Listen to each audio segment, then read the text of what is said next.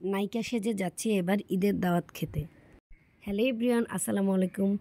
দেখতেই পাচ্ছ তোমরা সবাই মিলে যে আজকে আমি খুব সুন্দর একটা পিঙ্ক কালারের শাড়ি পরেছি এবং এই শাড়ি কিন্তু আমি অনেক দিন পরে পরেছি। সো শাড়ি পরবো আর তোমাদের সাথে শেয়ার করতে যাব না, মজার মজার খাবো, অন্যের বাড়ি যাবো আর নায়িকা সেজে যাব। আসলেই কি তাই? তোমরা সব সময় আমাকে কমেন্টে বলো যে আমি নাকি নায়িকা নায়িকা, তাই আমি আজ নিজেকে নিজেই তোমাদের সামনে নায়িকা বলে উপস্থাপন করলাম। সো আমি এত সুন্দর করে সেজেছি আর ভিডিও করব না, যার জন্য হচ্ছে বাসা থেকে বের হওয়ার আগে আমি এই ভিডিওটা করে নিলাম।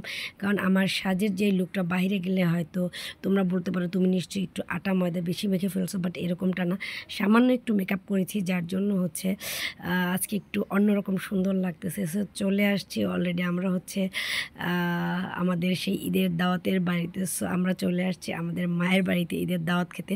তোমাদের ভাইয়া দেখো এই যে স্ত্রী সন্তানের বোঝা নিয়ে সে সিঁড়ি বেয়ে বেয়ে উঠতেছে। সো দুইটা হাতেই হচ্ছে তার, এক হাতে হচ্ছে রাফসান এবং আর এক হাতে হচ্ছে তার খাবার দাবার ব্যাগ এবং প্লাস হচ্ছে আমাদের বাবুর খাবার দাবার। সো এগুলো সব ক্যারি করে হতে কোথাও যেতে হয় আমাদেরকে, যেতে হয়। রাফসান এখনও অনেক ছোট আর আমি হচ্ছে ভাবতেছি যে এত সুন্দর করে সাজুগুজু করে আমার মায়ের বাসায় যাব, তা আবার দাওয়াত খেতে, আর তোমাদের সাথে সেটা শেয়ার করতাম না। এটা কি করে হয় বলো তো? সো প্রচণ্ড রোদ বাহিরে, যার জন্য হচ্ছে আমি একদম ঘেমে একাকার হয়ে গেছি, না জানি আমার মুখে আটা ময়দা ধুয়ে ধুয়ে পড়ে যাবে। সত্যি কথা বলতে আমার কিন্তু একদম আগের মতো সাজগোজ করা হয় না। আসলে সব কিছুতেই খুব কঠিন পরিশ্রম করতে হবে, পরিশ্রমের ফলে হচ্ছে আমরা সফলতা পাবো। এই যে সিঁড়ি বেয়ে বেয়ে উঠতেছে, আমি অ্যাকচুয়ালি সেরকম সিঁড়ি বেয়ে উঠতে পারি না, কারণ যেহেতু আমাদের বাসাতে লিফট রয়েছে।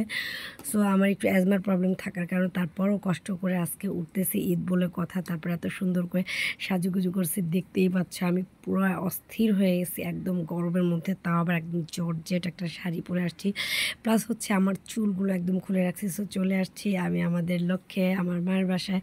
সেখানে এসে আমি একদম দেখতে পাচ্ছ আসন পেতে বসে পড়েছি, তাও আবার হাতে বাটি নিয়ে একদম চেটে চেটে খাচ্ছি। এটা হচ্ছে আচার। হ্যাঁ, আসলেই তোমাদের সেই সুখবর দেবো আজকে আমি। দেখো তোমাদের সবার জিভে জল চলে আসবে আমার আচার খাওয়ার ঢং দেখলে।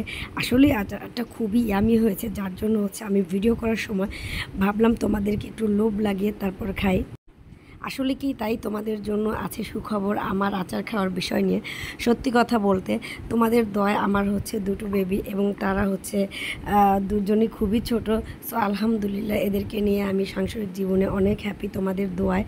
সো আমি চাই না এর মধ্যে আর কোনো উল্টাপাল্টা সংবাদ দিয়ে তোমাদেরকে বিভ্রান্ত করতে। সত্যিটা হচ্ছে এটাই, এমনিতেই আমি আচার খাচ্ছি, আচারটা খুব বানানো মজা হয়েছে, এই জন্য আমি সচরাচর এভাবে খালি আচার বাটিতে নিয়ে খাই না। আমি সবসময় খিচুড়ি বা ভাতের সাথে আচার খেয়ে থাকি। সো মজাদার আচার তো এমনিতেও খাওয়া যায়, যার জন্য হচ্ছে তোমাদের সাথে একটু ফান করলাম।